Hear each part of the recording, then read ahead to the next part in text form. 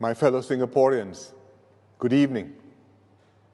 5 weeks ago, I spoke to you on our COVID-19 situation. Much has happened since then. So it's timely to update you again and share with you what we can expect down the road. I'll speak about 3 aspects of the issue: medical, economic, and psychological. On the medical front, we continue to see new cases in Singapore. Most either have traveled overseas or can be traced to imported cases.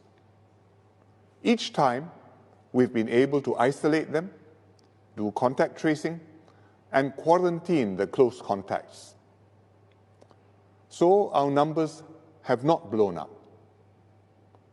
But neither have we been able to eradicate the virus, despite our best efforts.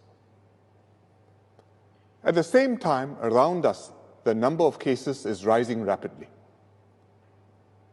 China's situation is stabilizing, but new cases are emerging all over the world, in Europe, America, and the Middle East.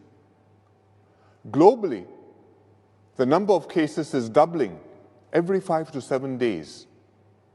Hence, today, the WHO declared COVID-19 to be a pandemic.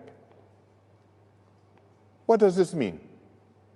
It means that WHO assesses that many countries will see full-blown outbreaks with sustained community transmission, like what has happened in South Korea and Italy. And unlike SARS, this outbreak will continue for some time, a year, maybe longer. The WHO named one key reason for the rapid spread: that many countries had not taken the situation seriously enough. What the WHO called alarming levels of inaction. Here in Singapore, we have all along taken COVID-19 with the utmost seriousness. In fact, the WHO praised our efforts and held Singapore up as an example to emulate. But we too face a serious situation. We expect more imported cases and therefore new clusters and new waves of infection, this time coming from many countries rather than 1 or 2. We have already imposed some travel restrictions, for example, from China, Iran, South Korea, Italy. We will have to tighten up further, temporarily, though we cannot completely shut ourselves off from the world. What else must we do? First, because COVID-19 will be with us for a long time, there are baseline things that we must get used to, like practicing good personal hygiene, adopting new social norms, and discouraging large gatherings, and generally maintaining some physical distance from one another. That's why we already scaled down community activities, especially for the seniors. And we can do more in other areas. For example, at religious gatherings. In South Korea, the cases spread through the Shincheonji church group. In Singapore, 2 of our big clusters happened in church groups. And several Singaporeans who attended a big international religious gathering, a tabligh gathering, in Kuala Lumpur recently, have caught the virus. The issue is, of course, not religion itself, but that the virus can spread quickly to many people in crowded settings, like religious gatherings and services. That's why Saudi Arabia temporarily stopped Umrah pilgrimages, and the Pope live-streamed his sermon to avoid crowds on St. Peter's Square. I hope Singaporeans understand that during this period, we may need to shorten religious services or reduce our attendance at such gatherings. Please work with your religious leaders to make these practical adjustments. Second, we need to plan for a possible spike in COVID-19 cases.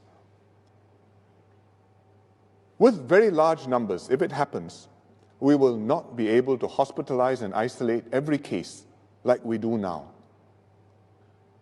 But we now know that the majority of patients, in fact about 80% of them, only experience mild symptoms. And the ones who are most at risk are the elderly and those with pre-existing conditions like high blood pressure or lung problems. So, with larger numbers, the sensible thing will be to hospitalize only the more serious cases and encourage those with mild symptoms to see their family GP and rest at home, isolate themselves. This way, we focus resources on the seriously ill, speed up our response time, and hopefully minimize the number of fatalities. In the meantime, we are freeing up ICU and hospital beds and facilities to create additional capacity to meet any surge in COVID numbers. But rest assured, any Singaporean who needs urgent medical care, whether for COVID-19 or other illnesses, will be taken care of. Besides medical plans, if there is a spike, we will also need additional social distancing measures. These will be temporary, like suspending school, staggering work hours, or compulsory telecommuting. They will be extra breaks to be implemented when we see a spike in cases. The extra breaks will slow down transmission of the virus, prevent our healthcare system from being overwhelmed, and help bring the numbers back down. After the situation improves,